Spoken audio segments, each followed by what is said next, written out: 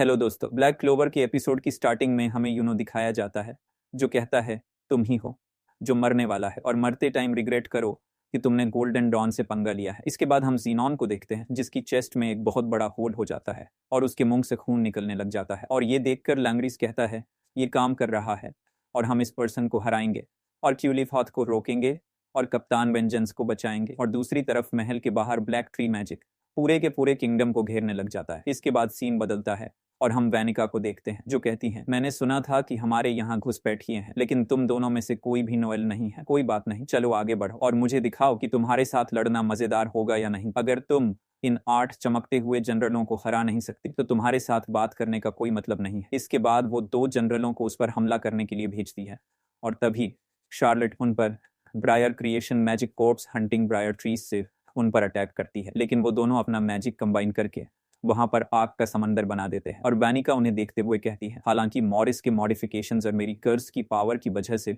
वो काफी ज्यादा स्ट्रांग है। और हम शार्लेट को देखते हैं जो बहुत ज्यादा शॉक होती, लेकिन तभी कोई कहता है picture magic ground swell of सू टिलॉन साइरन्स गेम और उन दोनों के अटैक्स को वहीं पर खत्म कर देता है। और ये देखकर वैनिका बहुत ज्यादा शॉक होती है और कहती हैं पिक्चर मैजिक में हर तरह की एबिलिटी हो सकती है, ये बहुत इंटरेस्टिंग है लेकिन काश मैं उस एंटी मैजिक वाले से लड़ पाती। और दूसरी तरफ शार्लेट अपने मन में सोचती है हाफ ईयर तक जब मैं अपने कैप्टन की ड्यूटीज करती थी तो मैंने हार्ट किंगडम की रून अरेज की स्टडी की, लेकिन मुझ पर एक पावरफुल कर्स डाला गया, लेकिन मैंने उसे अपने कंट्रोल में ले लिया और अपने ऑब्जेक्टिव्स के लिए यूज किया। लेकिन कर्स एक पावरफुल बेडी थी जिसने मेरे मैजिक को रोक कर रखा था और रून अरेज में मास्टरी करने के बाद मैंने कर्स बियर का सही यूज करने का तरीका खोज निकाला और डोरोथी ने मुझसे कहा इस दुनिया में कर्स मैजिक मैजिक्यूला की वजह से बना था और मैजिक्यूला सभी कर्सेस का फादर है और तुम्हारी वजह से मैं स्ट्रांग हो गई हूँ और अपना spell mana method modified briar magic blue rose paradise को यूज करती है और वहां की पूरी जगह ब्लू रोज पैराडाइज से भर जाती है। और रिल कहता है उसने मेरे स्पेल के अंदर मैना मेथड का यूज किया और मैना सॉइल और वाटर ने उन्हें अच्छी तरह से ग्रो होने में मदद की। और उसकी पावर देखकर वैनिका कहती है एनिमी का कर्स जितना स्ट्रांग होता है उतना ही वो उस कर्स को ज्यादा अब्सॉर्ब करते हैं और उसके फ्लावर जितने ही ब्यूटीफुल खिलते हैं उतना ही उन दोनों पर कर्स का असर कम होता है। और अपनी आंख पर लगी हुई पट्टी को उतारते हुए कहती है इन ह्यूमंस ने अपने ऊपर किए गए कर्स को मॉडिफाई कर दिया और उसे एक स्पेशल एंटी कर्स के मैजिक में बदल दिया और ऐसा काम करने के लिए किसी के लिए सोचना भी गजब की बात है।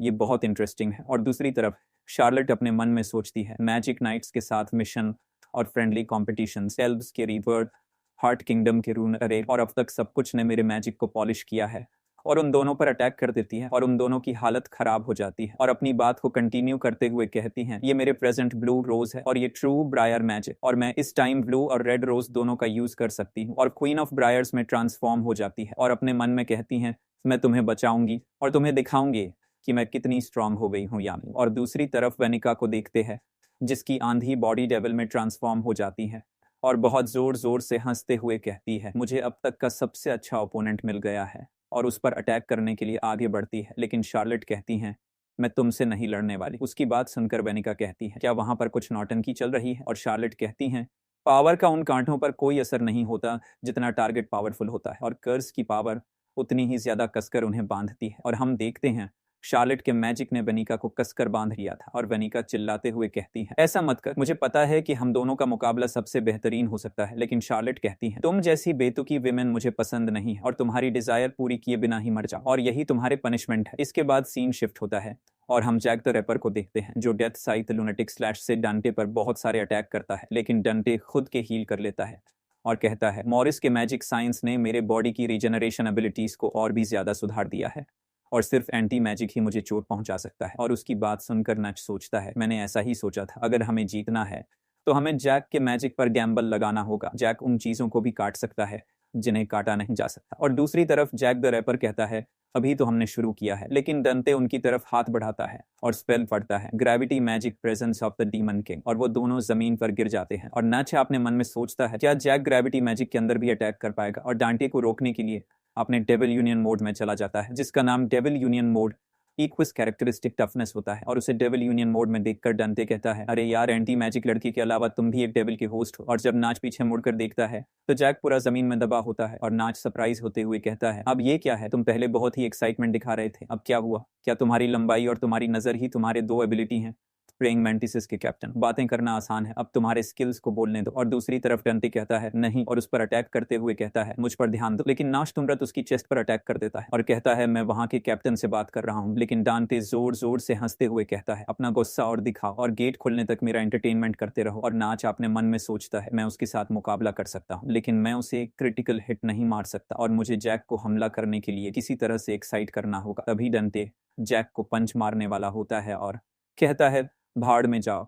और जैक भी उसे देख रहा था और हम जैक का एक फ्लैशबैक देखते हैं और जैक हमें बताता है मेरे फादर एक सिंपल पर्सन और एक हंटर थे। वो छोटे छोटे बर्ड्स को हंट करके और छोटी छोटी गेम्स खेलकर अपनी जिंदगी गुजारते थे और उन्होंने हमेशा मुझसे कहा कि उस चीज से कभी मत उलझना जो तुमसे पावरफुल है। जब उन्हें पता चला कि मेरे मैजिक से ब्लेड्स बनती हैं तो वो खुश थे। उन्होंने कहा कि ये एक हंटर के लिए यूजफुल मैजिक है। मैंने अपने फादर की तरह उन क्रीचर्स का शिकार किया जो मुझसे कमजोर थे और उन्हें काट डाला। लेकिन जब मैं 13 साल का था जब वो मुझे छोड़कर चले गए, लेकिन उनकी पीठ पर बहुत बड़े बड़े पंजों के निशान थे। इसके बाद हम जैक को देखते हैं जो उस भालू को मारने के लिए जंगल में गया होता है और वो अपने मन में सोचता है मैं उसे काट सकता हूँ। और कुछ टाइम बाद जैक उस भालू को हरा देता है और अपना सर ऊपर करते हुए सोचता है मुझे लगता है कि मैजिक नाइट्स में शामिल होना ठीक रहेगा। इसके बाद हम प्रेजेंट के सीन में आते हैं। नाच ने डांटे के अटैक को रोक लिया था और तभी उसके ब्लेड्स उसकी बॉडी के आसपास घूमने लग जाते हैं और ये देखकर नाच सोचता है वो अपने बॉडी के सरफेस पर ब्लेड्स को मैनिपुलेट कर रहा है और उन्हें बहुत ज्यादा तेज भी कर रहा है। और उसे देखकर दंते कहता है तुम मुझे प्रोटेक्ट कर रहे हो, ये कितना डिसअपॉइंटिंग है। लेकिन यामी सुकेहिरो भी एक कैप्टन था और उसने मुझे बहुत एंटरटेन किया। तभी हम जैक को देखते हैं उसकी नई फॉर्म के साथ और नाच कहता है उसने ग्रेविटी को काट दिया और जैक उस पर अटैक करते हुए कहता है चलो इसका टेस्ट तुम्हारी बॉडी के ऊपर करते हैं। और कुछ ही सेकंड में बहुत सारे स्लैश मार देता है। लेकिन डंटे कहता है चाहे तुम कितनी भी अटैक्स करो लेकिन कोई छोटा मोटा कीड़ा मुझे नहीं मार सकता। लेकिन तभी डंटे के सामने एक बहुत बड़ा इंसेक्ट खड़ा हो जाता है जो असलियत में जैक द रैपर होता है, जो अपनी बात को कंटिन्यू करते हुए कहता है इंसेक्ट से उलझने की गलती कभी मत करना क्योंकि वो उनके सामने आने वाली हर चीज को काट देते हैं। और डांटे को देखते हैं जिसका सिस्टम फिर से हैंग हो जाता है। इसके बाद सीन शिफ्ट होता है और हम बाहर मेरियोलियोना को देखते हैं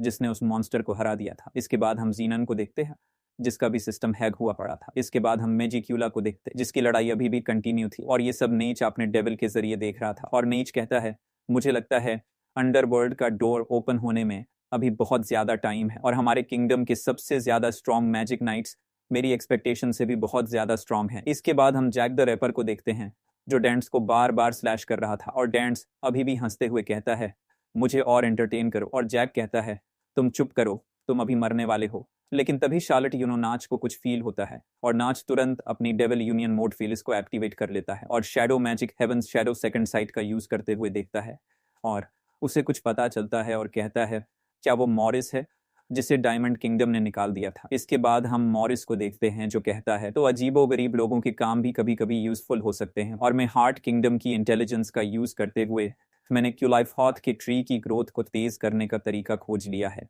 और अपना चश्मा उतारते हुए कहता है सोचने वाली बात यह है कि अंधा पैदा होने के बदले में मुझे ऐसी एबिलिटीज की ब्लेसिंग्स मिली है। और हम उसका डेविल लुक देखते हैं और आगे कहता है और डेविल की पावर के जरिए से मेरा मैजिक ये पॉसिबल बना सका कि मैं लोलो पेचका की इंटेलिजेंस को ट्रांसप्लांट कर सकूं। और ये देखकर नाच कहता है मुझे नहीं पता उसने इसे कैसे किया, लेकिन क्या मॉरिस गेट के लिए एक एक्सेलरेटर के तौर पर काम कर रहा है। और तभी अंडरवर्ल्ड का गेट ओपन होने लग जाता है और ये देखकर नेच चिल्लाते हुए कहता है नहीं, हमें उसे खत्म करना होगा। और तभी बहुत तेजी से दो डेविल वहां से बाहर निकलते हैं और ये देखकर नेच और जैक दोनों का सिस्टम हैंग हो जाता है और वो दोनों डेविल एक साथ नेच पर अटैक करते हैं और उसे दीवार पर दे मारते हैं। और उनकी पावर देखकर दंटे का भी सिस्टम हैंग हो जाता है और पीछे धुल ही धुल हो जाती है। और तभी धुल से नेच निकलता है जो अभी भी अपने डेविल यूनियन मोड में होता है और कहता है वो दोनों सबसे हाई रैंक के डेविल है। और वो दोनों डेविल भी एक साथ कहते हैं मैंने मारा लेकिन चूक गया।